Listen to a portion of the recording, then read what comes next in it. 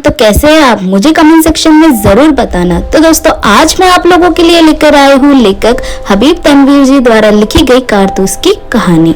तो चलिए शुरू करते हैं। प्रस्तुत पाठ में एक ऐसे अपनी जान पर खेल जाने वाले शूरवीर के कारनामों का वर्णन किया गया है जिसका केवल एक ही लक्ष्य था, अंग्रेजों को देश से बाहर निकालना। यानी प्रस्तुत पाठ में लेखक ने 4 व्यक्तियों का वर्णन किया, यानी 4 कैरेक्टर्स का वर्णन किया गया है और वे है कर्नल, लेफ्टिनेंट, सिपाही और सवार। कर्नल और लेफ्टिनेंट आपस में वजीर अली के कारनामों की बात करते हुए कहते हैं कि वजीर अली ने अंग्रेजों की नाक में दम कर रखा है और उसको देखकर उन्हें रॉबिन हुड की याद आ जाती है। फिर कर्नल लेफ्टिनेंट को सौदत अली यानी वजीर अली के चाचा के बारे में बताता है कि किस तरह वे वजीर अली के पैदा होने से दुखी था और अंग्रेजों का मित्र बन गया था। अवध के सिंहासन पर बने रहने के लिए उसने अंग्रेजों को अपनी आधी दौलत और 10 लाख रुपए दिए थे। लेफ्टिनेंट को जब पता चलता है कि हिंदुस्तान के बहुत से राजा, बादशाह और नवाब अफगानिस्तान के नवाब को दिल्ली पर हमला करने के लिए आमंत्रित कर रहे हैं, तो लेफ्टिनेंट की बातों में हामी भरते हुए कर्नल कहता है कि अगर ऐसा हुआ तो कंपनी ने जो कुछ हिंदुस्तान में हासिल किया है वह सब कुछ गंवाना पड़ेगा। कर्नल की बातों को सुनकर लेफ्टिनेंट कर्नल से कहता है कि वजीर अली की आजादी अंग्रेजों के लिए खतरा है, इसीलिए अंग्रेजों को किसी भी तरह वजीर अली को गिरफ्तार करना ही चाहिए। कर्नल कहता है कि तभी वे वहां अपनी पूरी फौज को लेकर उसका पीछा कर रहा है और वजीर अली उनको सालों से धोखा दे रहा है और वजीर अली बहुत ही बहादुर आदमी है। वजीर अली ने कंपनी के एक वकील की हत्या भी की है।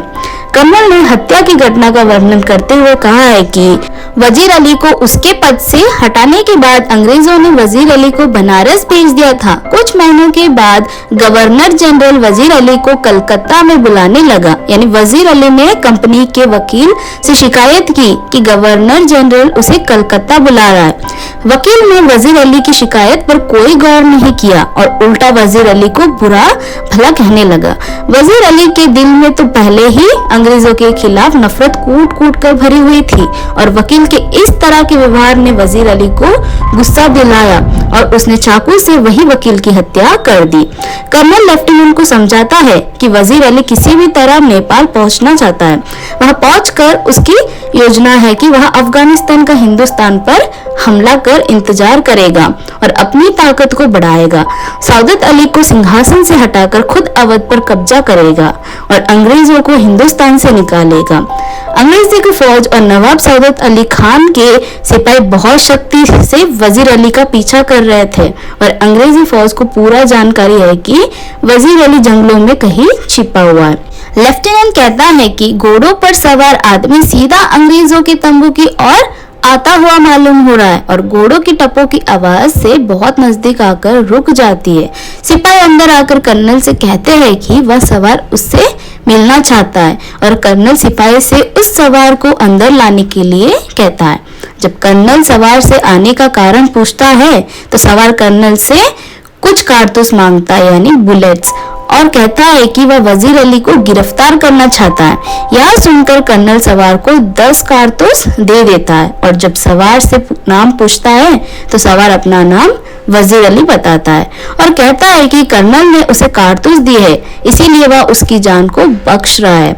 इतना कहकर वजीर अली बाहर चला जाता है और घोड़ों की टपों की आवाज से लगता है कि वह दूर चला गया है।